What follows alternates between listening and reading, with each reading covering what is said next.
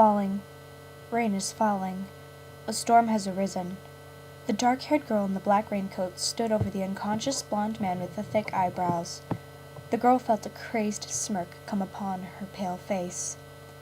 "This is my chance," the words echoed in her head, "for our love to blossom." The blonde man opened his emerald eyes, seeing nothing but white. "I can't be dead," he thought to himself. "You're up, Arthur!"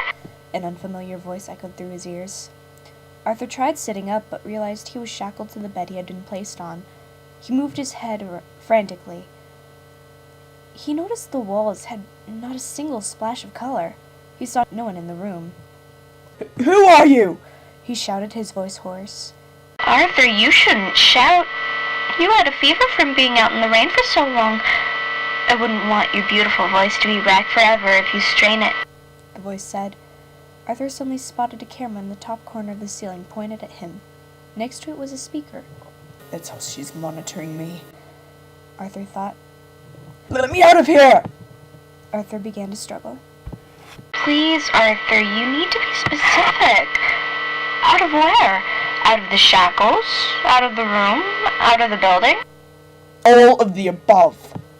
The girl's eye twitched, watching the TV screen.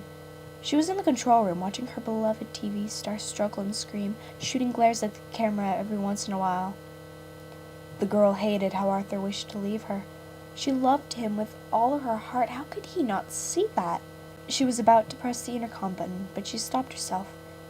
"You won't be struggling for long, my love," she muttered to herself. "You're mine now." 2 days had passed, and Arthur had had nothing to eat. His stomach growled like a bear. Cursing under his breath, he was starting to regret arguing with his brother Alfred. If he hadn't been so dense, he wouldn't have run out of the studio into the rain where he collected a fever and passed out. If that hadn't happened, he wouldn't have been kidnapped by an insane woman, keeping him prisoner without even food. "Kill me now," Arthur thought. Right then, a young woman with dark hair and dark eyes entered the room, holding a tray of food in her hands. She smiled gently at Arthur and walked over. "Let me unshackle you, Arthur," she spoke with a calm voice. Arthur thought the voice was familiar, but stayed quiet, trying to remember where he had heard that voice. The woman walked over and placed the tray down. Arthur got a closer look at the tray. His favorite food: fish and chips, scones, and some Earl Grey tea. His eyes widened. The woman unshackled him and smiled, picking up the tray. "Who are you?" Arthur asked. "Name?" The woman smiled. She looked down at the food. "These are all your favorite foods, Arthur. How could I forget?" Then it hit him. It was the woman on the intercom. Right as the woman passed him the tray, Arthur suddenly tossed it away from him. "I don't want your food! I want to be free!" he screamed. Name looked at Arthur with surprise.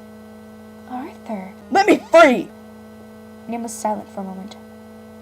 She suddenly looked at England with cold and emotionless eyes. "I'm afraid I can't do that, my beloved Arthur." "Why?" Arthur tried to stand up, but was pushed back down by Name. "Because I love you," she said with a cold voice and a crazy smirk. "I've loved you for a long time, and I'm not letting you go." Arthur began to grow scared. "Not after what I went through," Name growled with a sneer. Another day passed, and Arthur still hadn't had anything to eat. He was tortured by the whiteness of the room and the isolation Name had given him.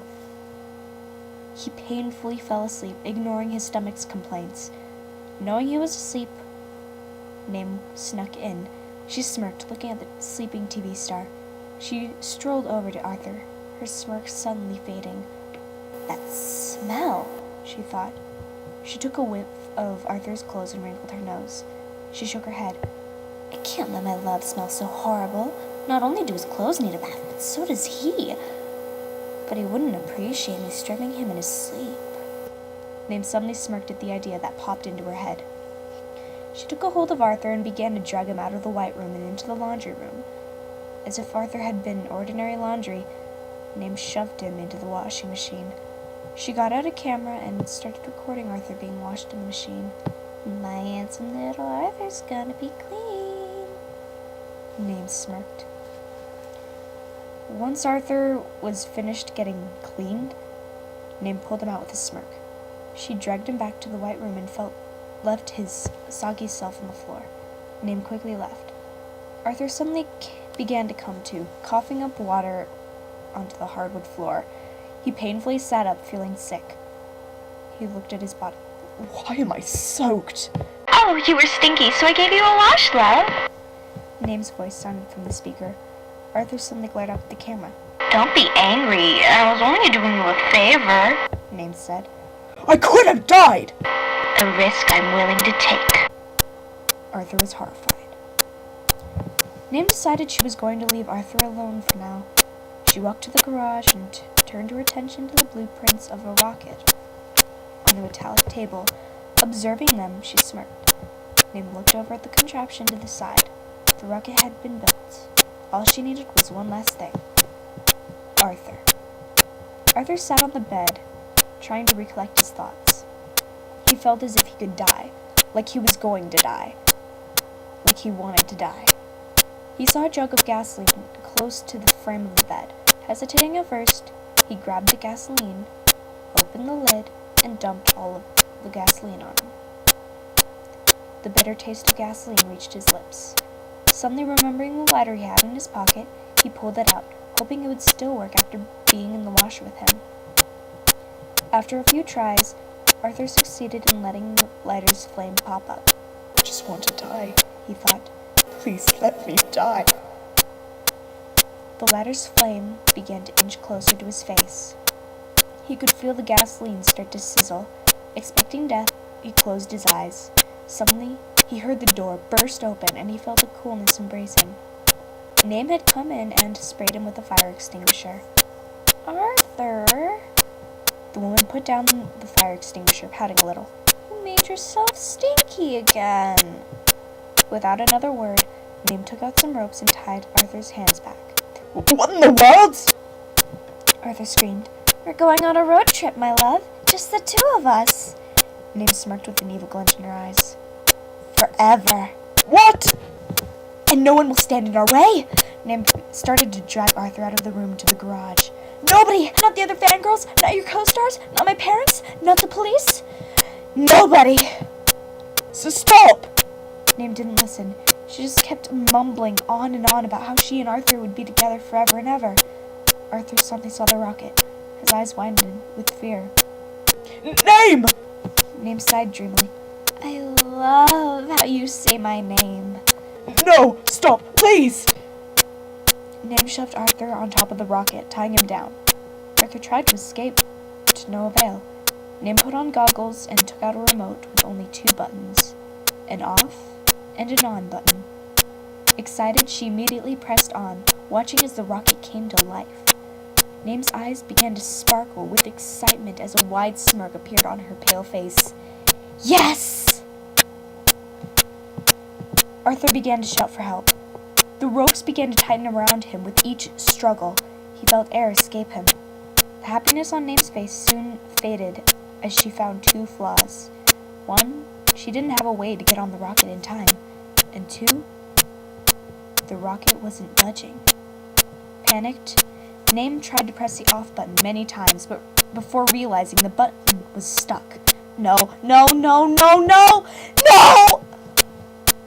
Finally, able to push the off button, Name watched the rocket stop powering. She looked at Arthur and felt her heart break. There Arthur was, dead, in front of her eyes. Name collapsed onto the ground, tears flooding her vision. She began to cry, her sobs echoing through the garage. Name stood over the unconscious Arthur, breathing heavily. Whatever she saw must have been either a previous time loop or a vision of the future. She had attempted kidnapping her beloved Arthur Kirkland. Name felt tears escape her dark eyes. She couldn't stand the thought of leaving Arthur out unconscious in the rain, but the thought of him dying would kill her. Right as Name was about to bend down and take Arthur somewhere dry, she heard Arthur's brother, Alfred, call out in the distance. Arthur! Where are you? Name hesitated for a moment and ran off, deciding her love was in better hands now. I'll always love you, Arthur. I'm sorry I couldn't be the one to save you.